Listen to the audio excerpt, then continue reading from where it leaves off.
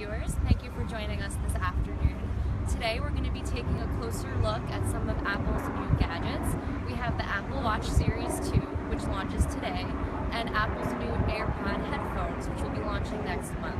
So first we're going to dive into the Apple Watch Series 2. So I'm wearing it right now, and as you can see, it looks very similar to the first version. But there are some really important differences this time around. One of the most important ones being that it's water resistant, so you can go swimming with it, you can take a shower with it. I wouldn't recommend going scuba diving with it, but you can swim with it.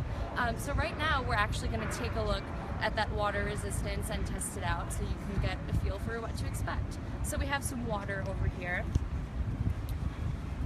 And I'm going to take the watch off so we can fully submerge it so that you guys can really get a feel for what to expect. So sometimes when you drop gadgets in water, the screen, it'll tap buttons on the screen. So in order to prevent that, there's a water lock. So that little icon up there means that it's water locked, so we should be okay. Now it's important to remember, if you are doing a swim workout and you start that on the watch, it will automatically water lock.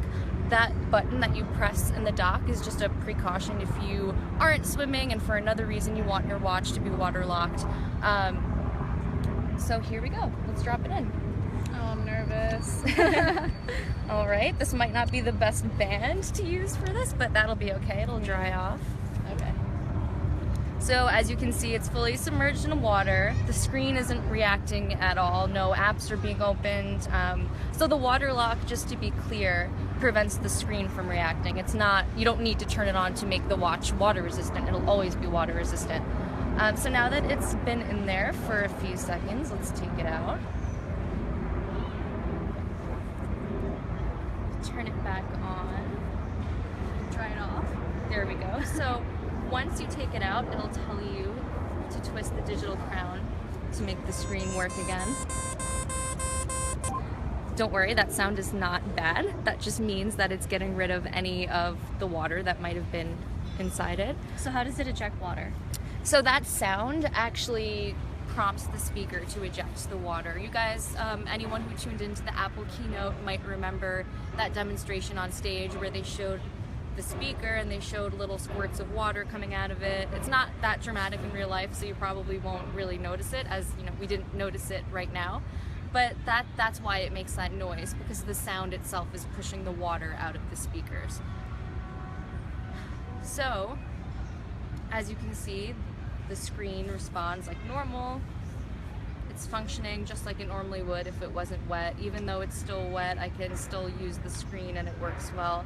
And since it is water resistant this time around, Apple did include some features that cater towards swimmers. So if we open up the workout app, you'll see there are some new options there: pool swim and open water swim.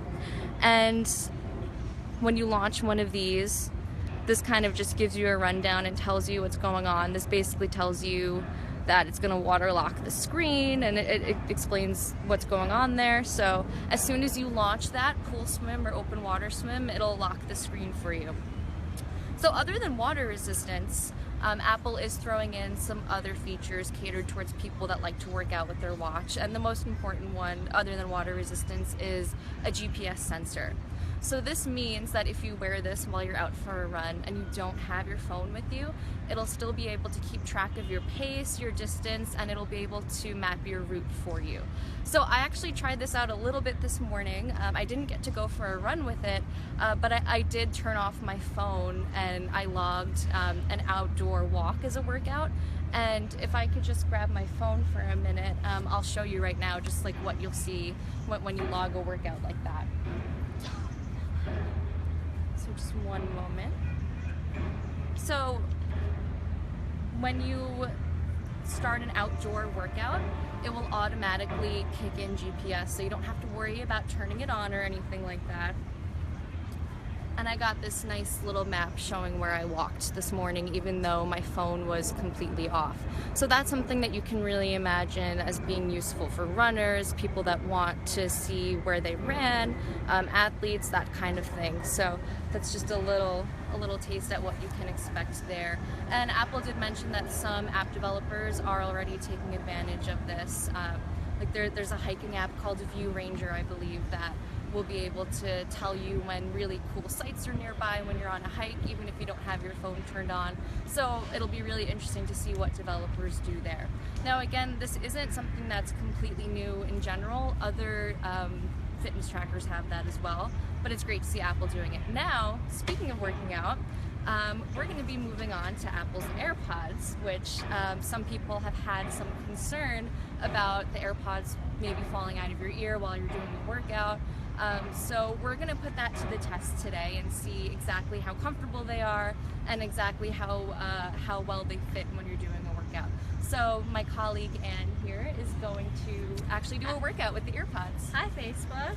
So I'm super pumped because yeah, one of my biggest concerns is I go running, and when I'm running, I don't want these to fall out of my ear, especially because they're $150. So losing them would be a bummer.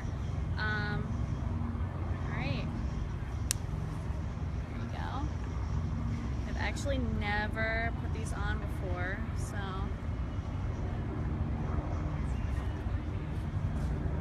Here you go. They seem to fit pretty snug. Okay, so I'm gonna do some lunges right now. I'm glad I dressed appropriately for a workout. All right, ready? Yeah. 1, 2, 3, 4.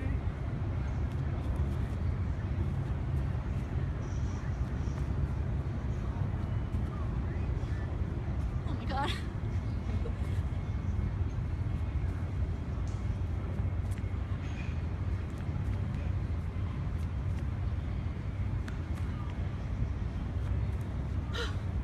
Okay, that's enough for me.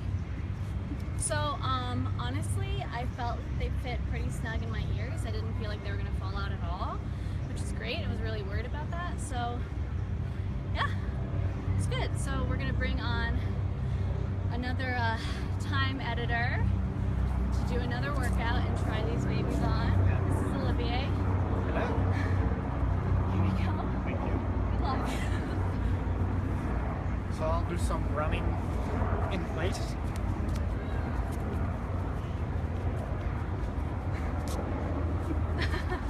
Just trying.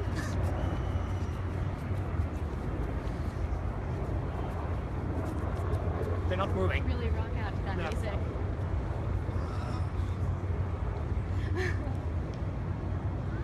Still in there. Next. All right, next victim. Thank you. Hi, I'm Melissa. I'm a reporter with Time. Please be nice to me.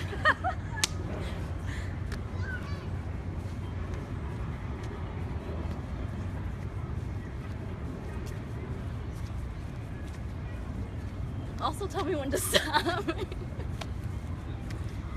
think you're good. You're good. So Snug as a bug. how did you feel? It feels like regular headphones, just without the knots and the annoying wires. It's not loose at all. Yeah, actually, I'm kind of warming up to them before. Like I feel like one of my biggest problems when I'm on a treadmill is I'm running and I have the headphones and I'll like karate chop them. I've when I done have that the so phone many on the times treadmill. myself. Yes. Did they feel like they were gonna fall out? No. At that point, or? Never. Good. Actually, I think the ones with wires feel more loose than, Yeah, definitely. because I guess you don't have that pull. Exactly. Right. Cool. Great. Well, that's good to hear. You know, of course, every workout is slightly different, so some people might have different experiences, but it's good to know that they're at least somewhat consistent with how well they fit. So it's great. Yeah. And so there was a lot of concern about them being easily lost as well, and in addition to falling out. But actually, Tim Cook, the CEO of Apple, was recently speaking to ABC and kind of like dispelled any of those fears. What he said is very similar to what you guys just said, whereas since there's no tugging from the wire, they're less likely to fall out of your ears. So I guess only time will tell. We'll see how many people manage to hold on to their earbuds once they buy them. But I mean, other than not having the wire there are a few things about these headphones that make them different than most headphones. I can actually show you guys on Facebook. Sure. Do you want me to hold your Yeah, stuff? if you could hold and watch, that'd be Yes. perfect.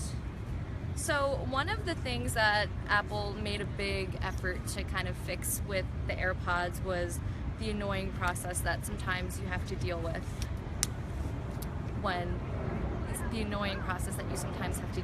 pairing them. So as soon as you open the case, your phone will know, and then you'll see AirPods. So you don't have to dig around to your settings or anything like that in the menu, and it's really simple. So again, that was a early look at some of Apple's new products. I'm Lisa Edichico for Time. Thanks for joining us this afternoon.